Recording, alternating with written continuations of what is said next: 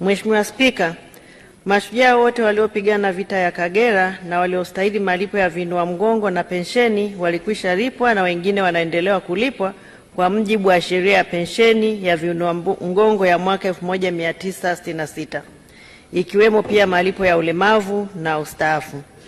Mheshimiwa Spika, kundi ambalo lilishiriki vita na halikuwa limeajiriwa na vyombo vya ulinzi na usalama baada ya vita lilipewa nafasi ya kujiunga katika vyombo vya ulinzi na usalama kwa kufuata taratibu. Kwa wale walioamua kutojiunga na wale waliokosa sifa katika kundi hili walilipwa kifuta jasho cha shilingi 5,000 ambao kwa wakati huo ilikuwa pesa ya kutosha na kurejeshwa makwao.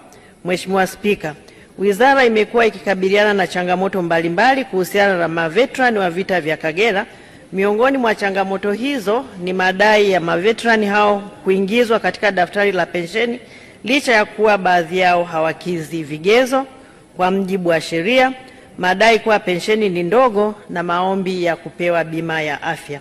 Mheshimiwa Spika, ili kukabiliana na changamoto hizo, Wizara imeandaa mapendekezo ya maboresho ya sheria ya pensheni na vinua mgongo ya mwaka 1966 na kuwasilisha serikalini, yakijumuisha maveterani waliopigana vita vya Kagera.